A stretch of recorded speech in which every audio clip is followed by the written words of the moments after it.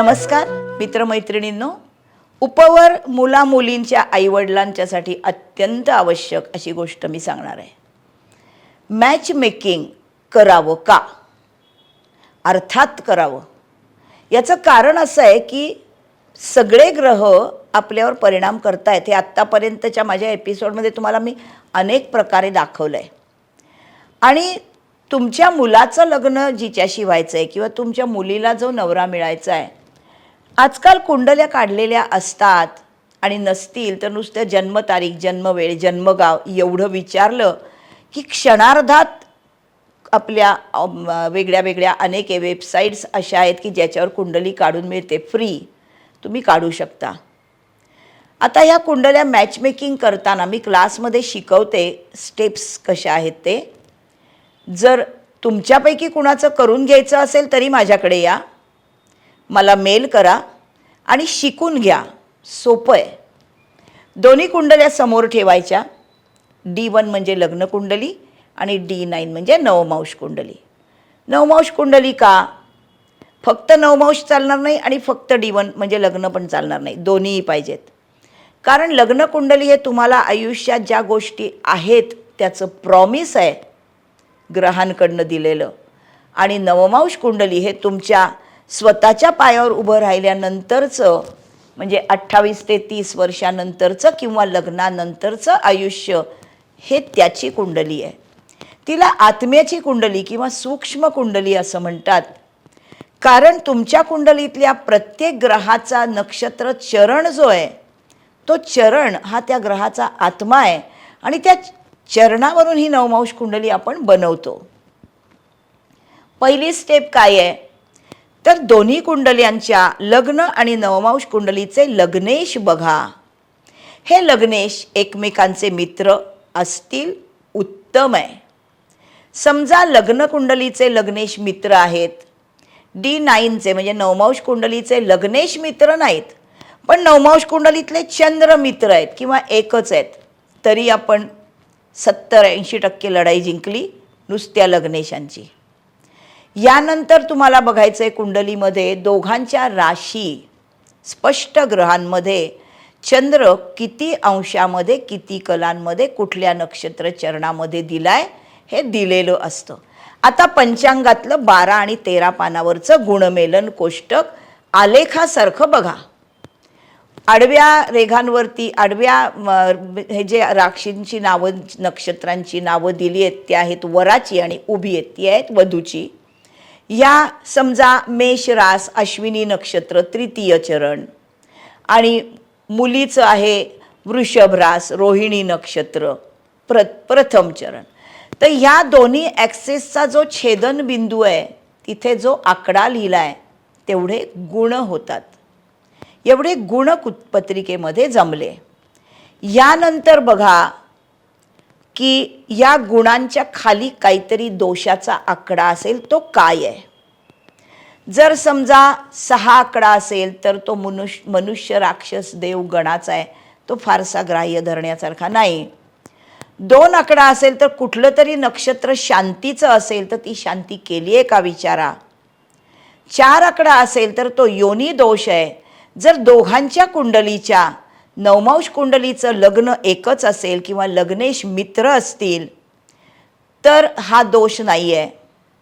जर समजा चंद्र पण मित्र आहेत तरी हा दोष नाही आहे.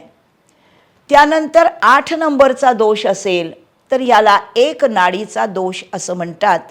याचा परिहार आहे 14 नंबरच्या पानावर असलेलं नाडी पाद वेध कोष्टक.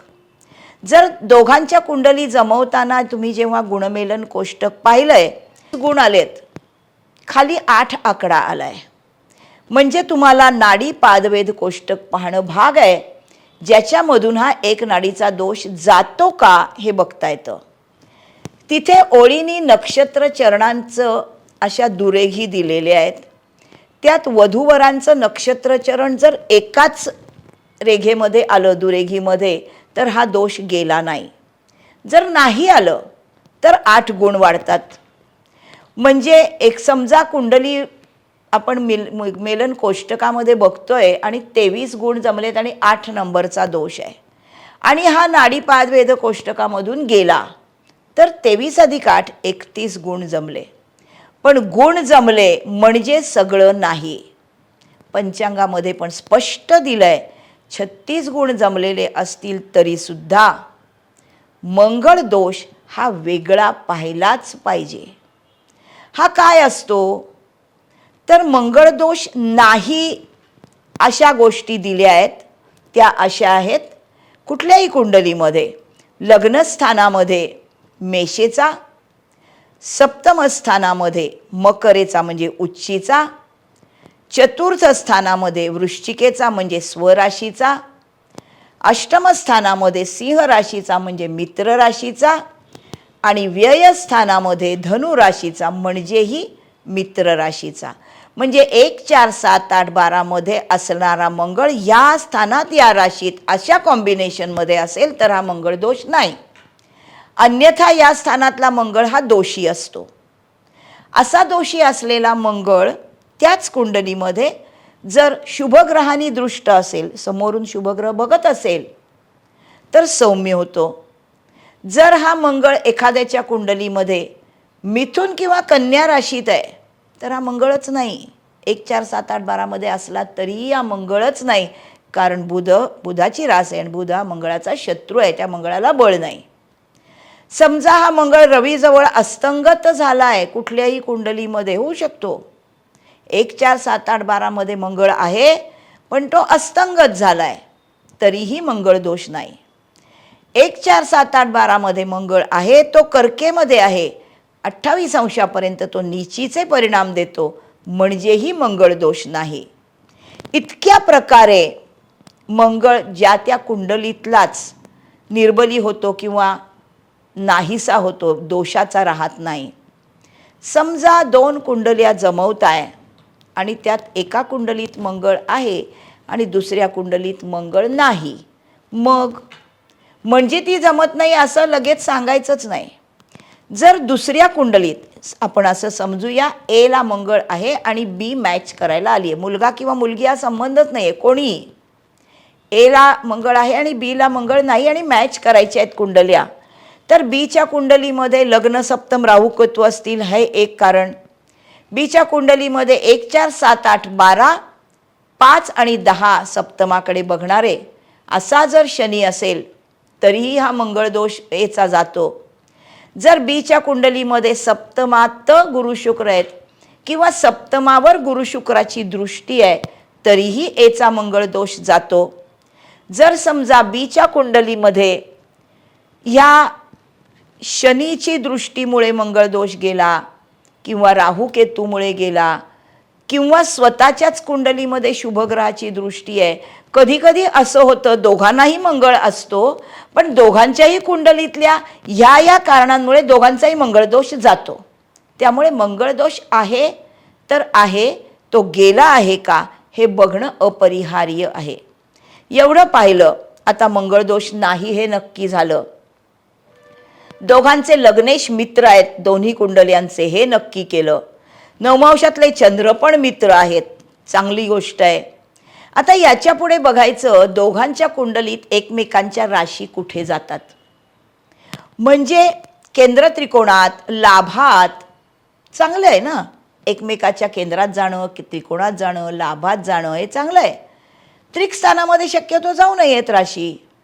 याचा अर्थ ते पुसायचं आहे किंवा लगेच नाही म्हणायचं आहे असं नाही, पण तेवढ्याने 1-2 मार्क कमी होतात. त्याच्यानंतर बघायचं दोघांच्या कुंडलीतले गुरु आणि शुक्र कसे आहेत. एकाच्या कुंडलीतला गुरु 5 आकड्यात आहे, दुसऱ्याच्या कुंडलीतला गुरु 7 आकड्यात आहे, यातलं अंतर 3च राशींचं आहे, ओके. एकाच्या कुंडलीतला शुक्र 1 मध्ये आहे, दुसऱ्याचा 5 मध्ये, अंतर 4च राशींचं झालं तरीही चांगलं आहे. म्हणजे इथपर्यंत आपण जिंकत आलेलो आहे की चांगल्या आहेत कुंडल्या, जुळत आहेत. आता यानंतर अजूनही सगळ्यात महत्त्वाची गोष्ट अशी असते की तुम्हाला लग्न करून सुख मिळालं पाहिजे. लग्न हा व्यवहार नाही आहे.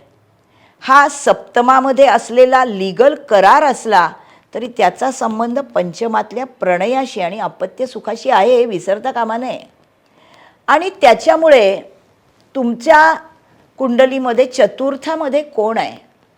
शक्यतो दोघांच्या चतुर्थात शुभग्रह असावेत, किंवा एवढं सगळं आत्तापर्यंत चांगलं झालं आहे आणि चतुर्थामध्ये एकाच्या गुरु आहे आणि दुसऱ्याच्या चतुर्थात शनी आहे, तर या कुंडलीतला गुरु त्या शनीला सपोर्ट करतो. चतुर्थातले ग्रहांनी सपोर्ट केलं पाहिजे. चतुर्थातला गुरु हा नेहमीच चांगला आहे आणि चतुर्थातला शनी हा पापग्रह आहे, त्याच्यामुळे हा गुरु त्या शनीला सपोर्ट करतो. त्यानंतर आपण बघायचं की दोघांचे सप्तमेश कसे आहेत. समजा एकाचा सप्तमेश हा धनस्थानात किंवा अष्टमात गेला आहे स्वतःच्या कुंडलीमध्ये, तर तो चांगला आहे.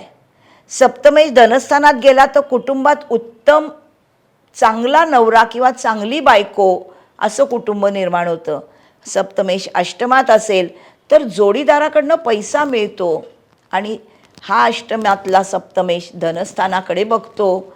हा जर मंगळ, चंद्र, शुक्र, बुध असे गुरु असे ग्रह असतील तर वडिलोपार्जित प्रॉपर्टीचा पण तो कारक आहे. रवी वडिलोपार्जित प्रॉपर्टी देतो. यानंतर बघायचं की सुपर इम्पोज करायचं आहे. म्हणजे काय, तर प्रत्येकाचं व्यक्तिमत्व वेगळं आहे, तर याचं व्यक्तिमत्व त्याला आणि त्याचं व्यक्तिमत्व हिला हे मॅच झालं पाहिजे. म्हणून प्रथमेश, नंतर सप्तमेश म्हणजे दाम्पत्य सुखाचा कारक हा मॅच झाला पाहिजे. त्यानंतर क्रमाने पंचमेश म्हणजे जो पूर्वपुण्य भाव आणि शिक्षण आणि अपत्यासाठी गरजेचा आहे तो दुसऱ्याच्या कुंडलीमध्ये चांगला असला पाहिजे. त्यानंतर चतुर्थेश चांगला असला पाहिजे ह्या कुंडलीचा त्या कुंडलीत. त्यानंतर भाग्येश आणि मग दशमेश या क्रमाने केंद्र त्रिकोणाचे अधिपती एकमेकांच्या कुंडलीत चांगले असले पाहिजेत. चांगले म्हणजे काय, तर हे 6 ग्रह आपण बघतो. लग्नेश, सप्तमेश, पंचमेश, चतुर्थेश, भाग्येश, दशमेश हे एकमेकांच्या कुंडलीमध्ये अनुक्रमे केंद्र आणि त्रिकोणात असतील तर प्रत्येकी एक एक प्लस पॉईंट झाला. हे असं तुम्ही तुमच्या 2 कुंडल्यांच्या खाली लिहायचं. सुपर इम्पोजचे मार्क 6 पैकी 4, 3 दोघांनाही 3-3 मिळालेत, दोघांनाही 2-2 मिळालेत, दोघांनाही 4-3 मिळालेत तर चांगल्या जुळत आहेत कुंडल्या. पण समजा एकाच्या कुंडलीमध्ये एकाच ठिकाणी चांगले आणि दुसरीकडे 5 आहे तर ज्याच्याकडे 1 आहे त्याला चांगलं नाही आहे हे रिलेशन. मग भले बाकी सगळं खूप छान आहे तरी या कुंडल्या जुळल्या का, या चांगल्या नाही जुळल्या. अर्थात लग्न हे कॉम्प्रोमाइज असतंच. 100% कुंडल्या जुळल्या आहेत, 100% नवरा बायकोंचं सगळं छान चाललं आहे असं सगळं गुडी असेल तर आयुष्य आळणी होईल. थोडेसे क्लॅशेस नवरा बायकोंचं थोडंसं सुख दुःख भांडण रुसवा फुगवा हे सगळं मजेची गोष्ट आहे. आयुष्य आपलं असंच भरलेलं आहे. पण म्हणून याचा अर्थ चतुर्थात पापग्रह आहेत, गुण 17 जमलेले आहेत, सुपर इम्पोजमध्ये एकाचा अजिबातच नाही आहे, मंगळ दोष एकाला आहे दुसऱ्याला अजिबातच नाही आहे, या सगळ्या ॲडव्हर्स गोष्टी आहेत. इतकं ॲडव्हर्स नाही. त्यामुळे मॅचमेकिंग करताना तारतम्य बाळगणं अतिशय महत्त्वाचं आहे. जर सुपर इम्पोजमध्ये असं कमी पडत असेल तर सप्तमेशाचे योग चांगले आहेत ना बघा, लग्नेशाचं बळ चांगलं आहे ना बघा, ज्या त्या कुंडलीमध्ये लग्नेश राश्याधिपती हे चांगलेत ना बघा, राशींची मैत्री आहे ना, मग कुंडल्या जुळल्या असं म्हणायला हरकत नाही. 100% कुंडली जुळणं हे दुरापास्त आहे आणि 100% जुळलं आहे असं सांगणंही चुकीचं आहे. कारण माणूस वेगवेगळा आहे, प्रत्येकाची प्रकृती वेगळी, स्वभाव वेगळा, इथे जेंडर पण वेगळं आपण मॅच करतोय आणि त्याच्यामुळे प्रत्येकाच्या दृष्टिकोनामधून कसा जोडीदार म्हणजे योग्य हे वेगवेगळं आहे. पण जर सप्तमात पापग्रह नाही आहेत, सप्तमेश शुभग्रह आहे किंवा सप्तमेश शुभ स्थानात पडलेला आहे, लग्नेश आणि सप्तमेश दोघंही बलवान आहेत, राश्याधिपती बलवान आहे आणि लग्नेशांची आणि राशींची मैत्री आहे, गुण 25च्या पुढे जुळलेले आहेत, मग कुंडल्या जमतात आणि मग लग्न चांगली सफल होतात. त्यामुळे हे सगळं बघणं हे प्रत्येकाला गरजेचं आहे. ह्यानी काय होतं? डायव्होर्स होत नाहीत का? 36 गुणी पत्रिकांचे डायव्होर्स झाले नाहीत का? 36 गुणी म्हणजे सगळं नाही. 36 गुण जमले तरी हे सगळं बघणं आवश्यक आहे.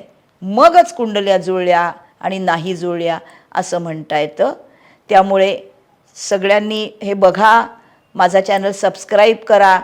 ज्यांच्या मुलामुलींच्या कुंडल्या जुळवून हव्या असतील त्यांनी मला मेल करा.